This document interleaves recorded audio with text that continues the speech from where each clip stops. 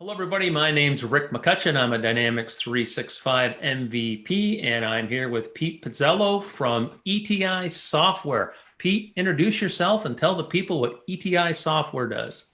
Thanks, Rick. Yeah, it's great to join you, and I'm happy to be a part of your show. I work for ETI Software. I'm the Vice President of Sales and Marketing. And ETI is about a 30-year-old company that has been helping telecommunications, originally traditional telephone companies, cable companies, anybody who's providing broadband services for the past 30 years in whatever form that was. We really help them reduce the technical and process complexity around the service. So think about all the networks and devices that go in to be able to make sure that you give people reliable internet, voice, and data services. And there's a lot of challenges over time to figure out how to do that quickly, efficiently, be able to provide the customer service that people expect these days. And the good news is you're moving your platform over to Dynamics 365. So tell us a little bit about that. Yeah, I mean, it's been a great opportunity and experience for us for the last 18 months, right? And our mission really was to take the enterprise tools and capability that large tier one broadband service providers have and bring it to everybody, right? And so how do you do that? And as a small software company with limited time and resources, we couldn't do it by ourselves.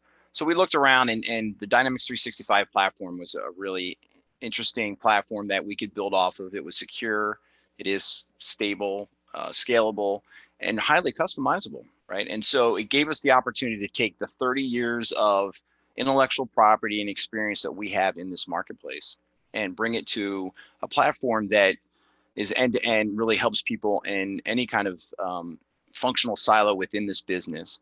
And we taught it how to understand the telecommunications business.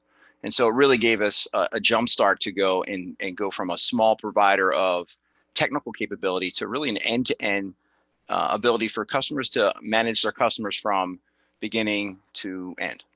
So your integration right now, let's talk a little bit about the component sales, customer service, self-service portal, field service. So I find it interesting that you have a lot finished already. Yeah, it's been amazing. We being able to have a portal, a customer portal where customers have this expectation of self-service and be able to check your account and add services, and being able to have power apps that we can easily customize and deploy for our customers, all the way to the CRM applications where you can understand the account history and get end-to-end visibility. So the CSRs can able to pull up, what services you're providing, maybe test any issues that you may be having to troubleshoot that, and really to bring that kind of function, the remote service function, into a CSR environment was really really helpful and really helps elevate your customer service capability as a small provider. And then, the field service teams right now with COVID, we all know there's a lot of risk management in terms of exposing your organization to outside infection. So being able to have field service management tools that Microsoft provides where the reps, the technicians can go out into the field, they can do things remotely, they can test remotely. They don't necessarily have to go into the house to really fix problems until they really have to. That's really important capability that customers are looking for us to help them solve. And then the intelligence that comes from having that life cycle view, not only across your customers, but also your devices and your networks. Really, that combinatorial view of your whole business has really improved the network operations teams to be able to anticipate and predict potential problems that people are having. Right? Just think about the big surge going from businesses to homes. Now your planned dynamic on your demand for broadband is shifted. So how are these small regional providers, even large providers, figuring out how to manage that, right? And they've done an amazing job giving our expectations, our kind of self-serving as consumers concerned about my internet's lagging and my kids are trying to go to school, or I have to talk to my doctor, right? You just really think it's a really timely opportunity for us to help these small providers that really are taking care of the heart of America, to be able to let their kids go to school reliably and help their elderly talk to their doctors. And so this tool set has really been a great blessing for a lot of the people that we're dealing with today. So this sounds like a great opportunity for Dynamics partners that want to get involved with you. And you talked a little bit about the American market, but this is a global market that you serve. And who are sort of the target customers you go after? Right. So you're right. It's a global phenomenon, obviously. Right. And we look at the regional providers. Like I said, our vision is to take an enterprise capability and bring it to the every company. So we look at your regional, and you'd be surprised. I think a lot of people are surprised to understand that there are regional telco providers. There's small regional cable providers. But there's also municipalities that are getting into the business, right? So there's your local governments are saying, hey, we're underserved or we're unserved.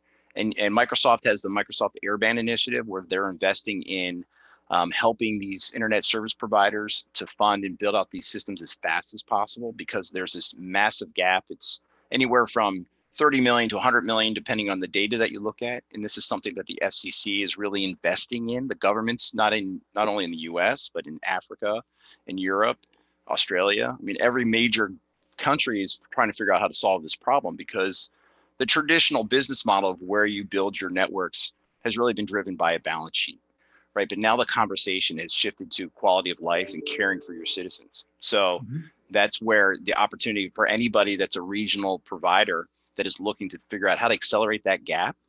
This is a great tool set, and we're getting a lot of attention from partners and customers alike to figure out how do we solve this problem quickly. It used to be a question of if, and now it's a question of how. How can I get this capability to my citizens today? Okay, great. So beside integrating with Dynamics on the CE side, we were also talking about you're working with Business Central and soon F&O for the accounting side and the mid-market and global market. Exactly right. I mean, so a lot of the shift in the marketplace has been around taking the data from the networks and the customers and combining it with the business side, right? I mean, and so the smaller regional customers have pulled us into the Business Central solution. It's been a very popular choice for people to look at how do I re-architect or the digital transformation of my billing systems.